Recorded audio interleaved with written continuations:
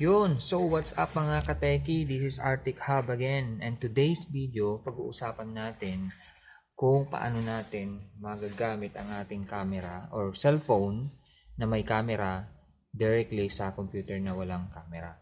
So, ang magiging camera natin ay ang ating cellphone. So, kung may mga laptop din kayo na sira na yung camera ng inyong mga laptops, pwede nyo po itong gawin sa inyong bahay. So this is a trick. So without any further ado, let's go straight to the video.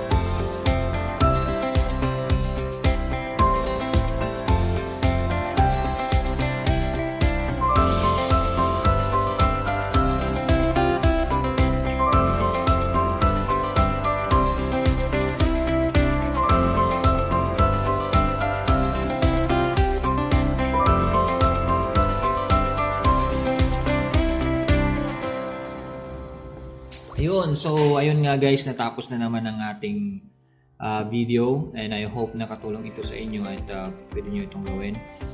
Sa mga may computer or desktop computer sa bahay na walang camera, Zoom meeting pero walang camera, katulad nangyari sa akin, may meeting kami, Zoom meeting pero walang camera yung desktop computer ko. So, ginawan ko siya ng paraan. So, ganun, pwede po siya. So, kung nagustuhan mong video na to, please hit like, share, and subscribe to my channel para maging updated ka sa mga next video ko na i-upload sa mga ganitong video. So, thank you.